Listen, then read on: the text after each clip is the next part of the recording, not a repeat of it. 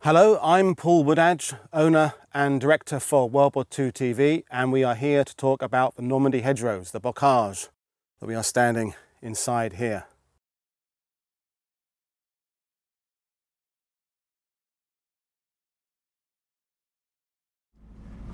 Bocage is a Norman term that comes from the old Anglo-Norman word boscage, or in Old French, bossage, both of which come from the word bois, meaning wood. A modern dictionary definition for bocage is region where the fields and meadows are enclosed by earth banks carrying hedges or rows of trees, and where the habitation is generally dispersed in farms and hamlets. The purpose of this film is to examine the bocage terrain here in Normandy, a region I have lived in for 18 years. This will provide a much needed resource here on YouTube for anyone reading about the Battle of Normandy who wants a visual understanding of what hedgerows actually are and the different types that exist.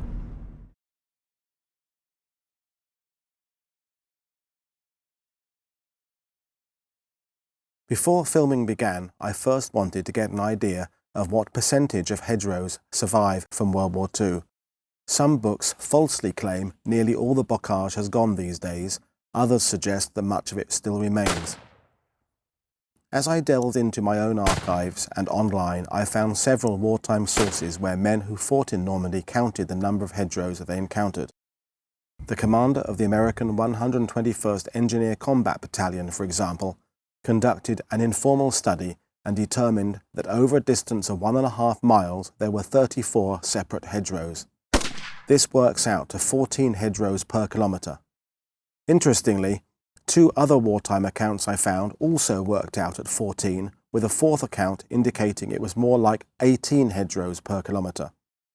I also looked at wartime aerial photos and I found there was usually around 15 or 16 hedgerows per kilometre. So I decided to settle on 15 as my wartime figure, accepting of course that hedgerow density does vary over Normandy. The second step was to use Google Earth and see how many hedgerows still exist today. I chose 30 different places around Normandy, south of Cherbourg, near St Lo, inland from Gold Beach, etc., and started looking. I wasn't completely random in my selection of areas, as I did try and choose those without modern roads and buildings. I drew a 1-kilometre line across each image and counted how many hedgerows the line crossed. The results were interesting. The highest number of hedgerows was 15, the lowest was 9, but the average came out at 11. Now, if you look at wartime and modern aerial photos side by side, it is clear that lots of hedgerows have now been removed, especially the smaller type. Using my small and by no means particularly scientific study, the number of hedgerows has dropped from 15 per kilometre to 11, or in other words, a reduction of 26%. However, allowing for the expansion of towns, new roads and increased modern farming, I would suggest the actual reduction in bocage is nearer to 40%, with that figure being likely to increase over time as more are removed. That said, there are schemes in Normandy to encourage the maintenance of hedgerows by coppicing and better management. However, we are still left with around 60% of Normandy's bocage still intact, and it is into these hedgerows I took my camera in August this year to make this film.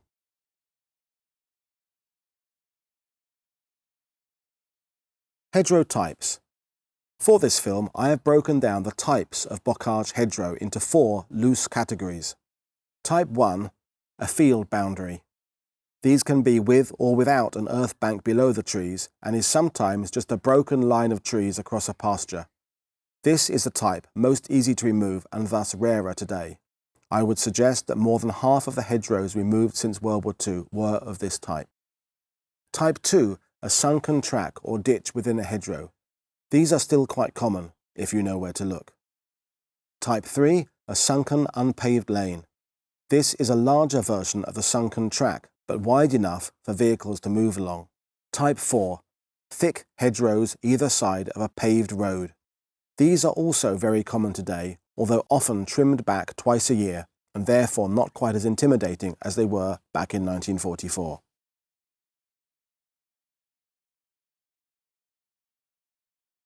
So this type of hedgerow I'm in front of now is the type I'm going to classify as the field boundary. It's not usually very thick, it's not usually very high, it's an earth bank, a foot or two tall, with undergrowth, brambles, trees and shrubs growing out of it. And this is the type that there are a lot less of today in 2019 than there were in 1944, because it is, of course, the easiest to remove. And these typically bordered rectangular fields that may only have been 20 or 30 yards across, and then you get several fields together, one after the other, like bricks. And I don't describe it as a defensive position. You could defend behind it. You would likely use the bigger hedgerow behind for your weaponry. And then if I was an advancing infantryman, part of an American or British unit, this would slow me down. This, with a squad or section of troops moving towards it, would slow me down. It would act in the same way barbed wire would. Now, I could go through it in two different ways. I could just leap over the top of it, or I could go for a gap. There's a little gap to the left here I could try and go for, but that kind of gap there would be, if there's a defender over there, that's exactly the kind of area he would have his machine gun or weaponry converged on. So this here is a thicker Type 1 field boundary hedgerow.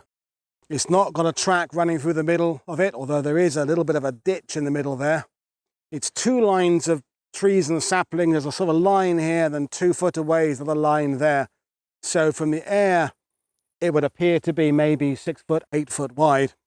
But it's so hard from the air, from aerial photos, from looking at maps, to actually discern what is ahead of you. Is it a thin hedgerow? Is it a thick hedgerow? Is it an obstacle? Can you push through it? Can you not push through it? Has it got a high earth bank? Has it got a low earth bank? These are the variables that are so interesting. And the point of this film is to give you, as best I can, an idea short of actually being here and walking through these things to see what they are and how thick they are. Believe me, for me to get through that hedgerow there, I'm going to get pretty cut up. I'm going to get my jeans ripped. I'm going to scratch my arms going through there. It is only 3 foot, but the time it would take me to get through there, if I burst out the side, and there's actually quite an open field over there, I'm target number 1 for any machine gun concealed over there.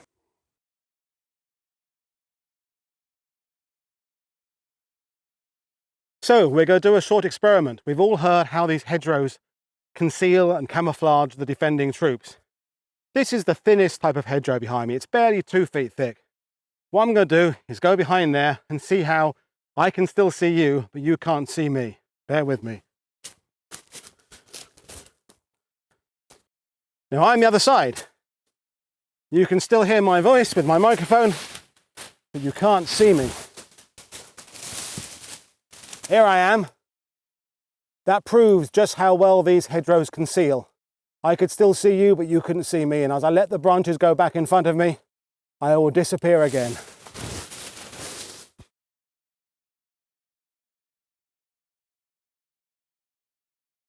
We're in the beginning here of a real sunken track that I classify the Type 2.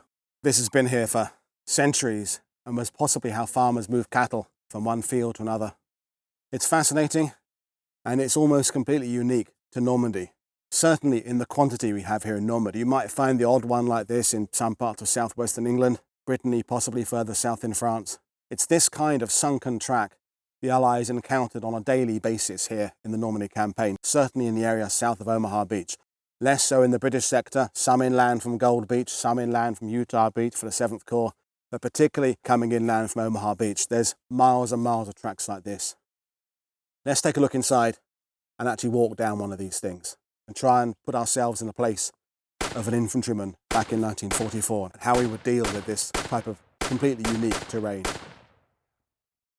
This one's very old, very established. Look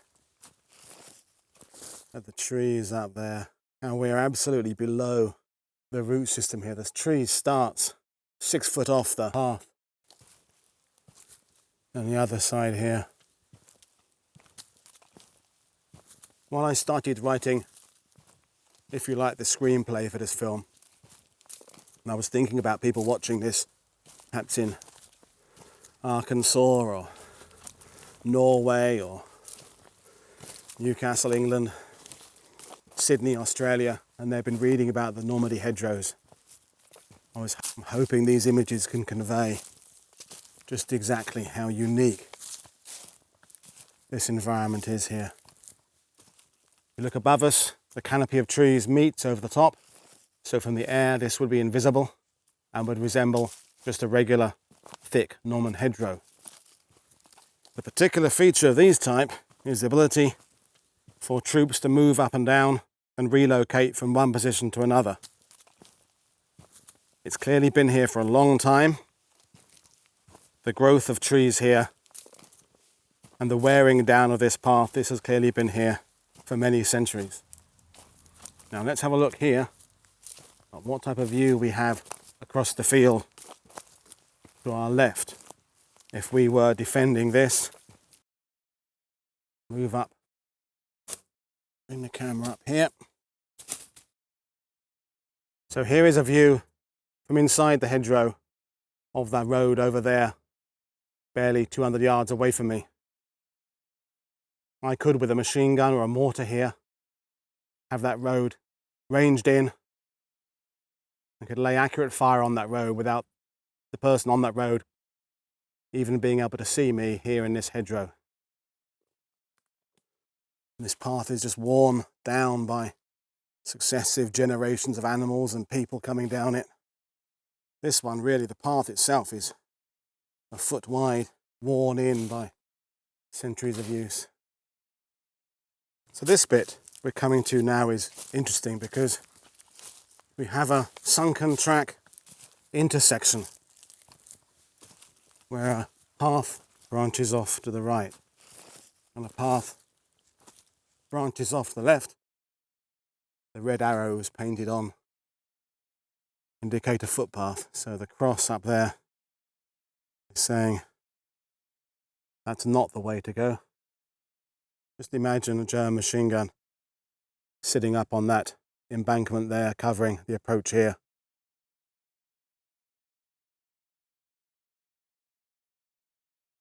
Going the way not supposed to go.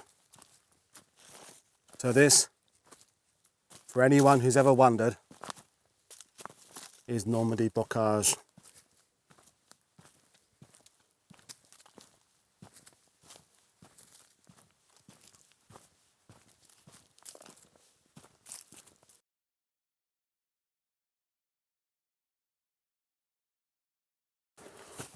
Let's look at this hedgerow from the point of view of an infantryman. It's exactly the right height. For me, with a rifle here, I can either stand here or I can lean forward, put my elbows on it, and I'm perfectly located to fire with most of my body hidden behind this big earth bank, which gives me protection from enemy gunfire, any mortars coming in. A lot of me is hidden behind this bank, and yet I can see the approaching slope perfectly.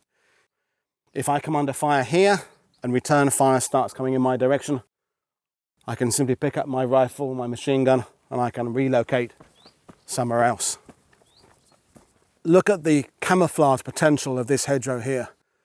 If I'm German, I may well be wearing a camouflage smock and have camouflage in my helmet. If I'm an American or Brit, I'm wearing khaki brown, but you're completely invisible to anybody coming that direction. And yet I can see perfectly over there.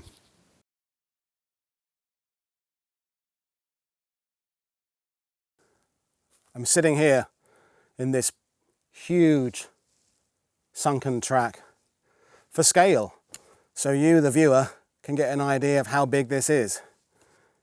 These are vast. I grew up in the countryside of England. We have little paths through forests and things, but nothing like this. If you're a kid from Ohio in the USA, Iowa, you've never encountered anything like this. That's not to say that whatever the terrain was here in Normandy wouldn't have been in its own way deadly. But the hedgerows have this legendary, mythical status. In one survey after the Normandy campaign of officers within the first US Army, only one officer in 100 had any idea in advance of what he was going to encounter in Normandy. It just seems that although Allied intelligence was aware of these hedgerows, the information just hadn't filtered down to the men who fought through here. probably for security reasons. If you brief everybody in the 2 million strong Allied army in England about what the terrain is here in Normandy, you're allowing that information to be found out by the enemy, and we cannot afford to let the Germans know we're coming to Normandy, France. I'm hoping this imagery will give you a really good idea of what troops faced here in Normandy.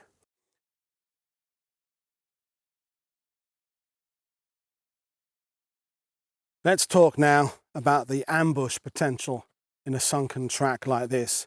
I'm pushing up this road, I'm leading a squad of infantry, and as I come round a slight bend, I come under fire from machine gun where the camera is. Where do I go? 8 foot of earth bank that side of me, 8 foot that side, I'm completely pinned down here. If I'm a scout, perhaps the rest of my section are back that way somewhere.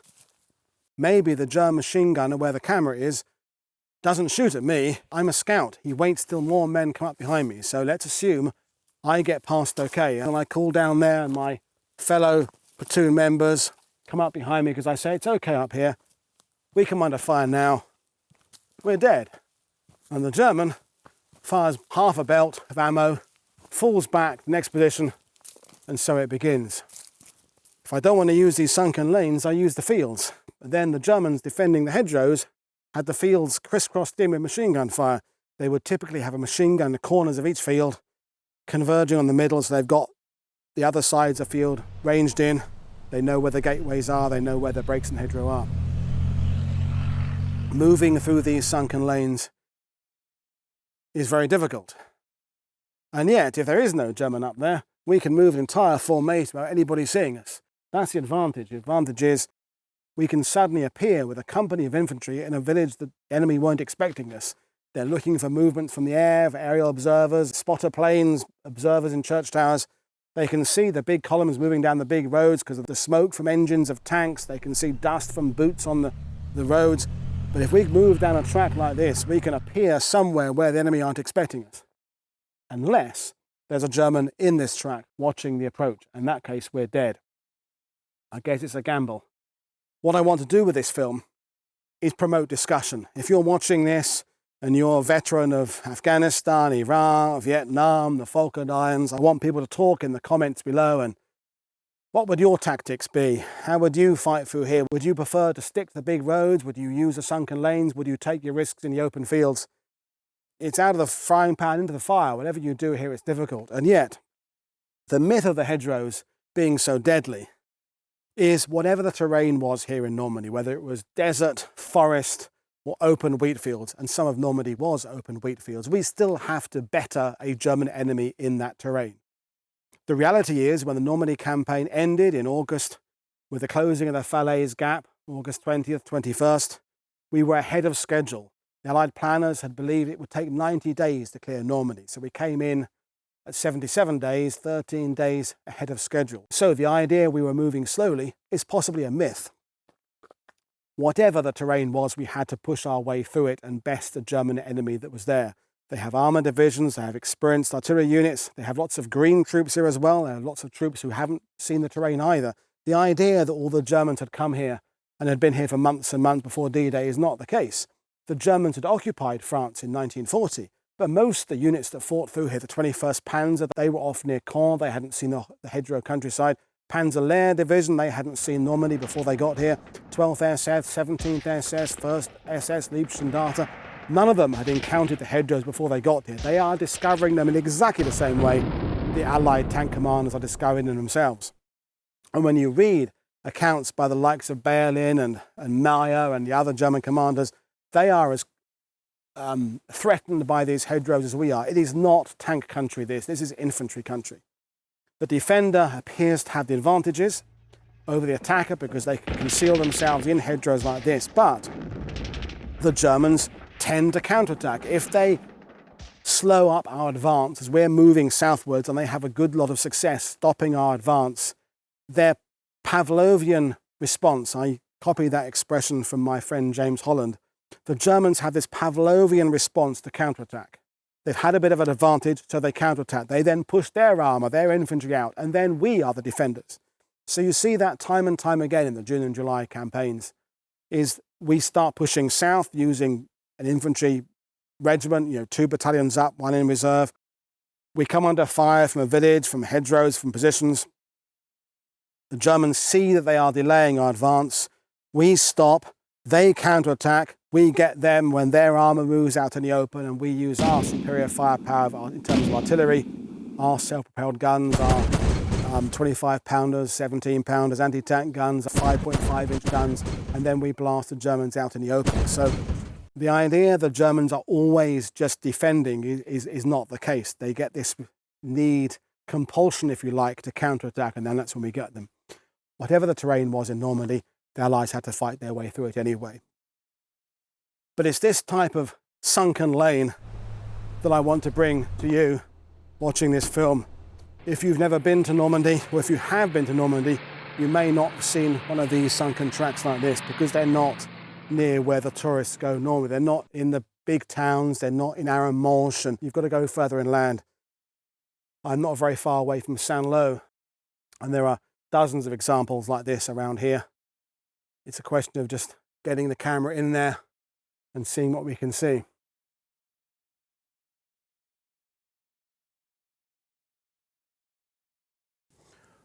What is clear when you visit Normandy today in 2019 is that virtually all of the roads that run between the small villages are paved. 75 years ago in World War II, that wasn't the case. Many of the small roads leading down to farms were just like this, just twin tracks. And this is exactly the type of road network that the Allies had to contend with back in 1944. Miles and miles of little country lanes like this. This is what I call the third type of hedgerow. This is a full-blown usable track. So let's look at its features. The earth banks are 3 and 4 feet high either side. The road, or the track, is 2 or 3 feet lower than the fields on either side. This has sunk its way down over years and years of horses and wagons coming up this road. In the wintertime, over centuries, all the rainfall that Normandy gets, this would be awash with mud. And every time trucks or wagons go up a road like this, they cut furrows, grooves into the mud, and the mud from the wheels sprays up the earth bank, and the lane just sinks lower and lower and lower unless you put some kind of surface in to stop it. As they have done these days, there's some stones in here to try and keep this stable. Notice also how the canopy of trees meets over the top of this. So if we were moving an armoured formation through here, we could do so without the enemy seeing this if they had spotter aircraft in the air, or if they're watching from church towers. However, of course, what makes this interesting is if we were in an armoured column, incredibly vulnerable to an ambush.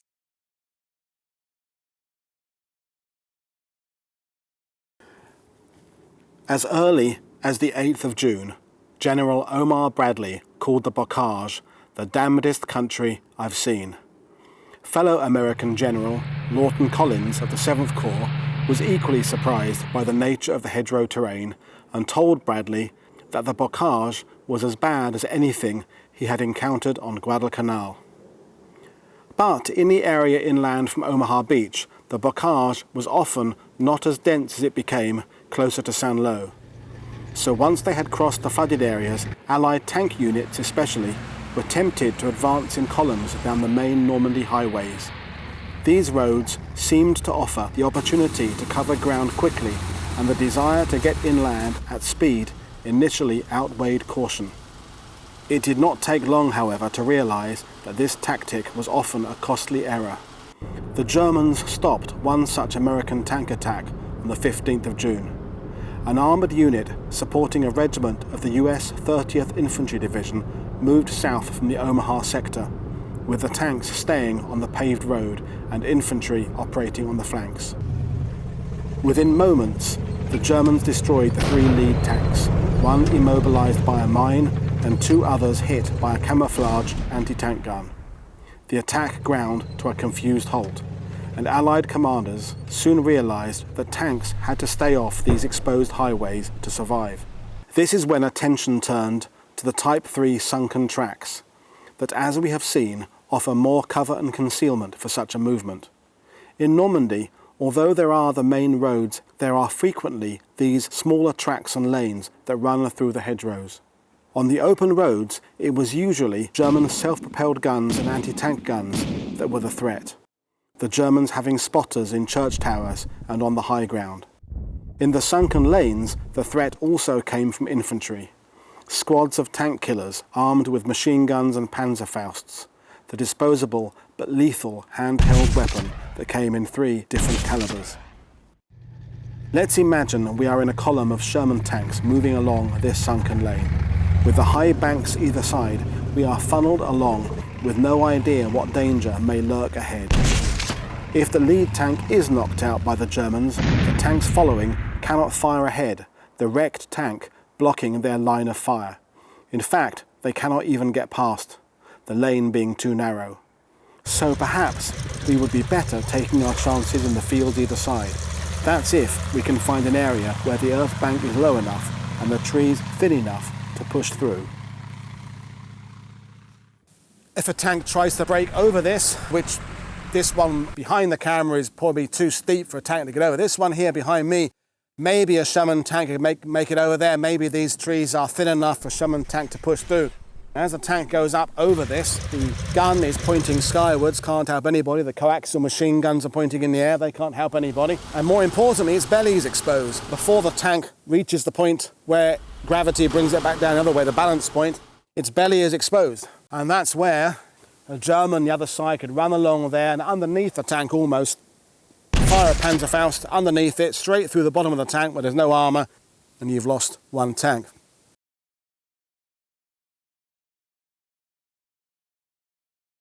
This is one of the typical patchwork quilt effect of small fields that border on another small field that are between the main roads. I came in through the entrance down there in the corner, and as I look round this field, which is about 50, 60 yards across by 180 yards long, that's the one way in, the one way out. We are completely in a box. This is a killing box here. Now the Germans typically, if they were defending an area like this, they'd have machine guns in the corners converging on the entrance points, so the gateway there or maybe somewhere across the field here.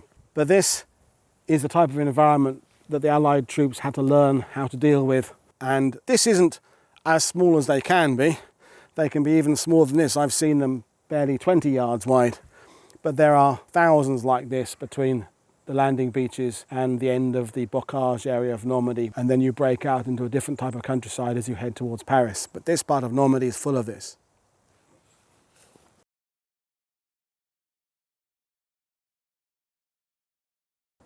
The Type 4 hedgerow is in essence just a larger version of a Type 3 that we have already looked at in some detail. The problems of moving along the Type 4 roads are very similar to those faced in the Type 3 sunken lanes, although the roads are sometimes wide enough for tanks to pass if one gets knocked out. The notable difference is that these days the roads between the earth banks and hedgerows have a man-made hard surface. In studying wartime photos, it is often quite difficult to ascertain which road surfaces were just compacted earth and which were actually paved as they are today. Certainly, many were just dirt, but what percentage is hard to determine. The other notable difference is that in Normandy, most hedgerows along these roads are cut back twice a year, usually in May and September. This is, of course, to give better vision to drivers and other road users and to allow larger vehicles to pass through safely. It is the Type 4 hedgerow that travellers exploring the battlefields most encounter here in Normandy, and there are plenty to see driving from location to location. However, it was my hope when making this film to really show you the harder to get to smaller types and explain what impact they had on the Allied campaign. I can't wait to see your comments below.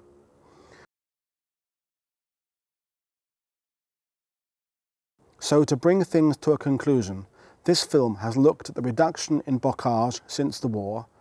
I have explained my classification of the 4 types of hedgerow, and we've looked into the problems faced by Allied troops moving through them. I have, though, not gone into much detail about how the Allies overcame the bocage, the new tactics, the Rhino cutter fitted to Sherman and Stuart tanks, the use of explosives, massed artillery and air power. That will, I'm afraid, need to wait for a part 2. If you have enjoyed this Terrain Talk film, please consider supporting the funding of future films by becoming a patron of WW2 TV.